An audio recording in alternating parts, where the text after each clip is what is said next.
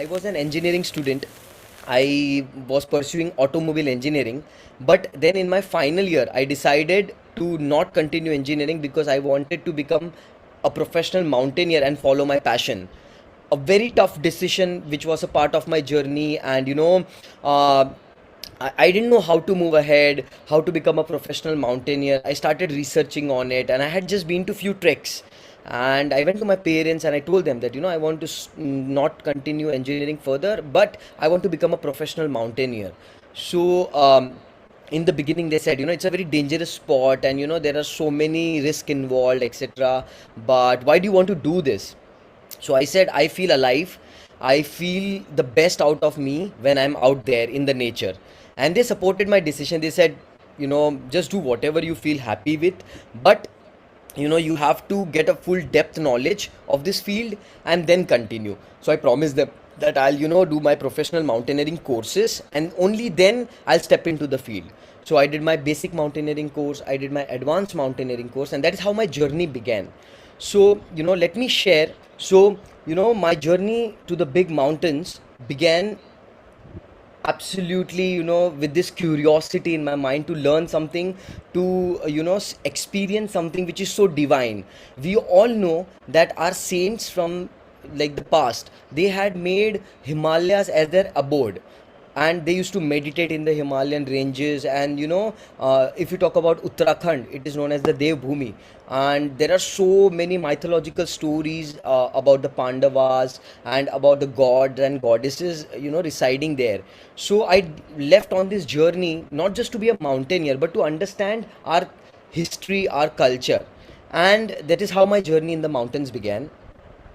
But as I said, I promised my parents that I'll professionally learn this craft, I'll learn this art, and to survive in the mountain, it takes a lot. So then I started my journey by pursuing my mountaineering courses. So this is me learning the ice craft at Byaskund Glacier, which is in Manali. And I did a 26-day certified course called as Basic Mountaineering course, and also I did an advanced mountaineering course, and I got my certificates from Atal Bihari Vajpayee Institute of Mountaineering and Allied Sport, which is located in Manali. And this is how my journey in the professional world started 10 years ago. And trust me guys, after climbing few mountains, I just cannot express how addicted, or maybe I would say how mesmerized I was by these mountains. um, Usually when you climb, you only see three colors. One is the white, that is the snow, the second is the blue, that is the sky, and the third is the black, that is the rock.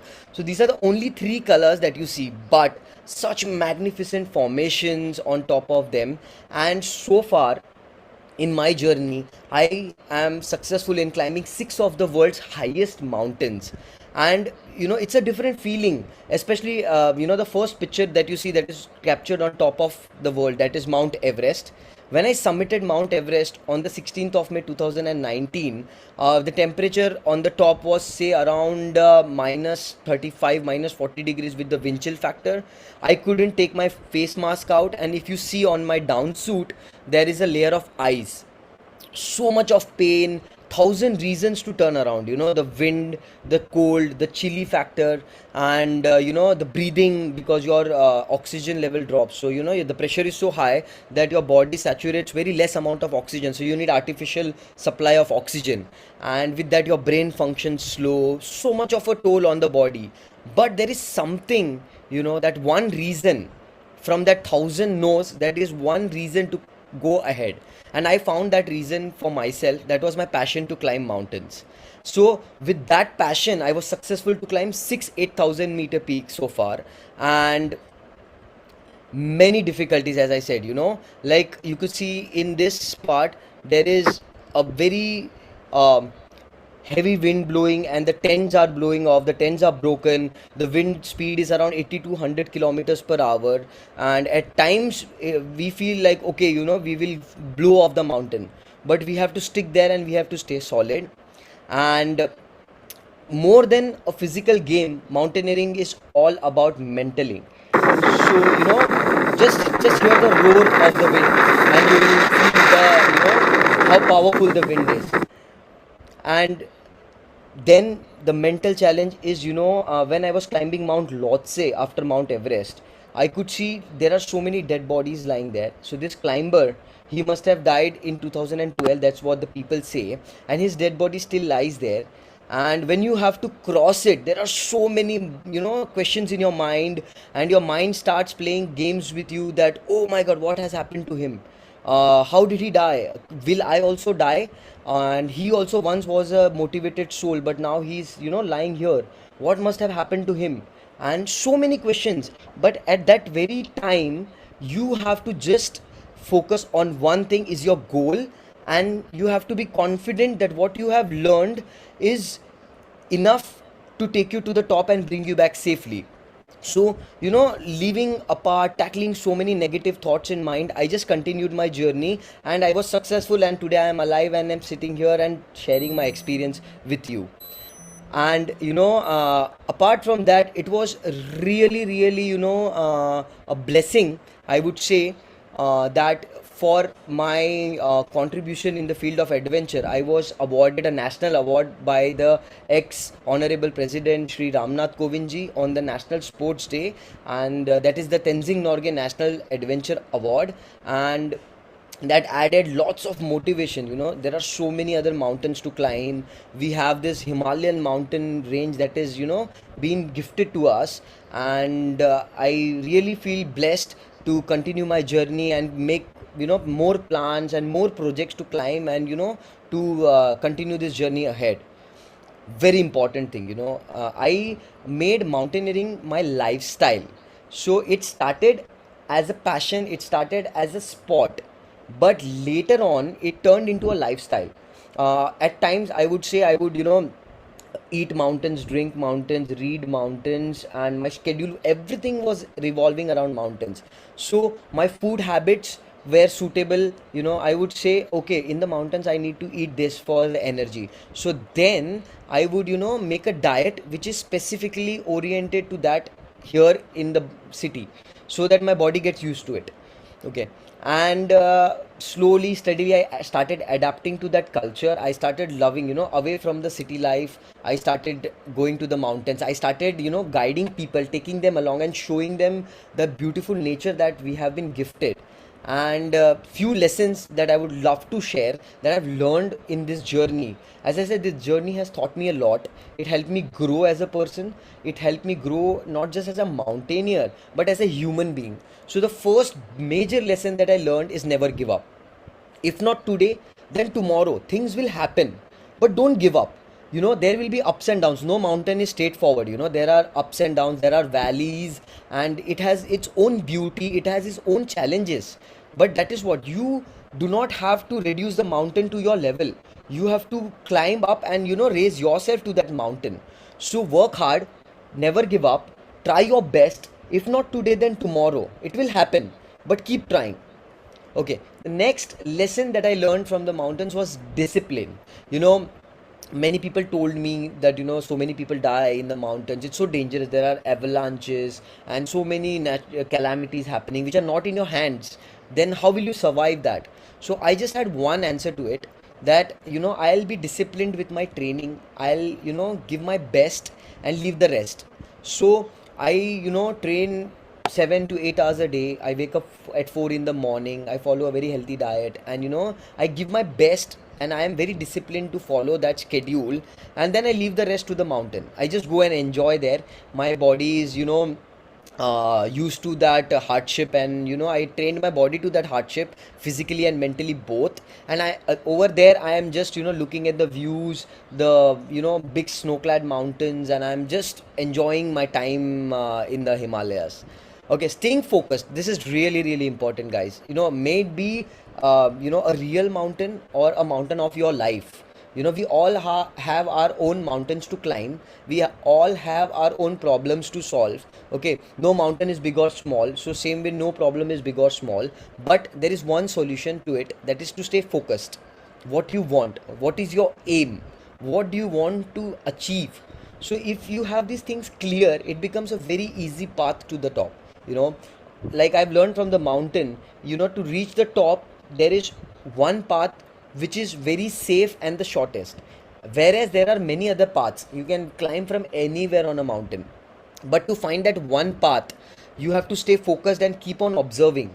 So same with life, it goes that you have so many ways to achieve your goal, to become a successful person, but that one thing that would be the shortest but also the safest, in terms that it will give you assurity, it will give you comfortness, it will give you that feeling of achievement and accomplishment. So always follow that path and stay focused towards your goal. Having patience, definitely, because in the mountains, many days there were snowstorms. You never know when the weather changes. Like suppose I'm in Bombay right now and it is still raining, and whole climate cycle has changed due to global warming, and you never know what you will face the very next moment. Same goes in the mountain. Many people, during the lockdown, they called me and they said, how can you live? You are an outdoor person. You have been spending most of your time in the outdoor, and today you are staying in your home for so long. How is it possible? How are you managing that?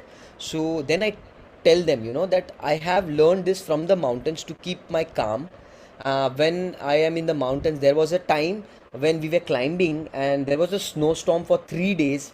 We were stuck in a small tent that is just 6 feet by 5 feet, and three of us. It was snowing constantly and we couldn't go out. We have to sleep there, sit there. We can't even stand, it is that small. And what we did was we just sang songs, and we have to every 1 hour, 1.5 hour, we have to go out and shovel the snow, or else we get buried. So we have to keep ourselves awake and keep ourselves alive. So this patience helped me a lot, and then that was useful in the lockdown also. And it helped me, rather than getting panicked or anxious, it helped me focus on what I have to do next. So it gives you a clarity of mind, and also it shows you a direction where you have to head next. So this is the life lessons that I've learned in my journey in the mountains. And the most important thing that I left everything and I took this pain was for having fun in what we do. And the base, the main thing is to have fun and to enjoy what you're doing. If I'm climbing mountains, as I said, it is so painful. I lost my thumb during a climb, and I couldn't sleep for months. At night I used to be like, oh my god, it's the blood is throbbing. I used to suddenly wake up and the pain was so excruciating. I had tears in my eyes, and there were so many moments where I thought, okay, I should give up. This is not how I have to live, or why should I live in so much of pain, etc. But then the thought, even of leaving my passion and not being in the mountains, was so scary that I told myself that I'll bear this pain 100 times, but I would love to do what I love to do. And so that passion not just turned into profession, but it sparked a fire in me, and that satisfactory feeling that no matter what happens, but still I am following what I love. And when I'm in the mountains, when I see those sunrises, when I see the birds chirping, when I see the snowfall happening, when I see those millions of stars in the sky, it brings a smile on my face, and I think I live for that smile, and I really love to see it again and again, again and again. And that is why I spend most of the time in the mountains. So I started my company, and I started guiding people, taking them there and showing them that how beautiful we are gifted by God in this world, and this creation we have to really see and enjoy. And along with that also, I try to tell people that glaciers are melting fast, the climate is changing rapidly, and somewhere or the other we can contribute to help and save the environment by reducing our carbon emissions. And a small change today can give us a brighter future tomorrow. So more than this would be a small appeal that do whatever you can, and make use of less plastic, like carry your own water bottle. Do not buy packaged bottles, then it becomes difficult to dispose. And if you are doing it, please recycle it so that it could be reused. And I think these are the small things that will help us grow and to save our earth. So I would really like to extend my thanks to everyone for listening to my journey. And over to you, over to the host.